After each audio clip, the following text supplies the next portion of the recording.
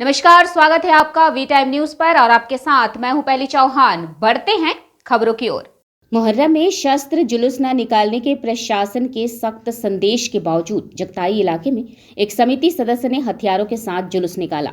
तृणमूल कांग्रेस के युवा ब्लॉक अध्यक्ष आबिदुर रहमान सीटू ने उन्हें हथियारों के साथ जुलूस में शामिल होने से रोका। रोकने पर उनकी पिटाई की गई और गंभीर हालत में उन्हें मोहसाई ब्लॉक स्वास्थ्य केंद्र ले जाया गया। वहां तृणमूल के सूती 2 ब्लॉक युवा ब्लॉक अध्यक्ष का इलाज चल रहा है। सूती थाने की पुलिस ने घटना की जांच शुरू कर दी है। मुर्शिदाबाद के सूती 2 ब्लॉक के जिला परिषद सदस्य के प्रतिनिधि और ब्लॉक युवा तृणमूल के अध्यक्ष आबिदुर रहमान उर्फ सीटू पर मुहर्रम में शस्त्र प्रदर्शन को रोकने की कोशिश में हमला किया गया। रविवार की दोपहर इस घटना से सूती थाने के जगताई इलाके में भारी सनसनी फैल गई। आबिदुर रहमान का सिर फट गया। घायल और लहूलुहान तृणमूल नेता को सूती के मोहसाइल अस्पताल ले जाया गया, जहां उनका इलाज जारी है।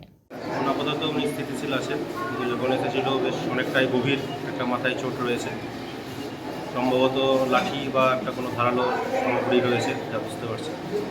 আপাতত উনি স্থিতিশীল, কিন্তু আরও কিছুক্ষণ না গেলে বলা যাবে না ওনার কন্ডিশন কীরকম। কোথায় কোথায় চোট লেগেছে? মেনলি ওনার মাথাতেই চোট খেয়েছেন বেশি, মাথাতেই বেশি। কটা সেলাই হয়েছে? 5টা সেলাই হয়েছে।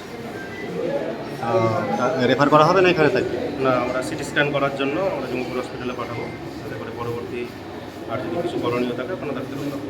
ওবায়দুর রহমান সিটু আমার ইউথ প্রেসিডেন্ট, ওনার ওয়াইফ হচ্ছেন জেলা পরিষদের মেম্বার। সেই সূত্রে আজকে মহরমের দিন, মহরমে যেহেতু আজকে প্রশাসনের তরফ থেকে নিষেধাজ্ঞা ছিল কি কোনো অস্ত্র ফস্ত্র এসব আসবে না, যুব প্রেসিডেন্ট ওবায়দুর রহমান সিটু তার পাড়াতে একটা তাজিয়ে বেড়ায়, সেখানে তারাকে বলেছে প্রশাসন থেকে নিষেধ আছে, সে কোনো অস্ত্র নিয়ে যাবে না মহরমে।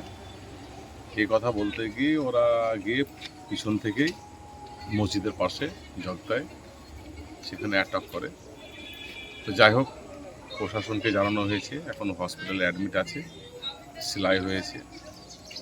এখান থেকে ডাক্তারবাবুরা ট্রিটমেন্ট করে বেটার ট্রিটমেন্টের ব্যবস্থা করছেন এবং এই ব্যাপারটা প্রশাসনকে জানানো হয়েছে, সুদ থানার আইসিকে। উনি সেটা দেখছেন এবং যাবতীয় যা কিছু প্রশাসনের মাধ্যমে সেটা করানো হবে। এখন মোটামুটি ঠিক আছে, ইয়াং ছেলে তো চোট পেয়েছে এবং ব্লাডও অনেক গেছে, সেলাই ভালো হয়েছে। ডাক্তারবাবুর কাছে গেছিলাম আমরা, ওনার পরিবারের ওনার আব্বা থেকে সকলেই, আমার অঞ্চল প্রেসিডেন্ট সকলেই আছেন ওখানে। ব্যাপারটা প্রশাসন দেখছে। वी टाइम न्यूज के लिए मुर्शिदाबाद से मिलन सरकार की रिपोर्ट।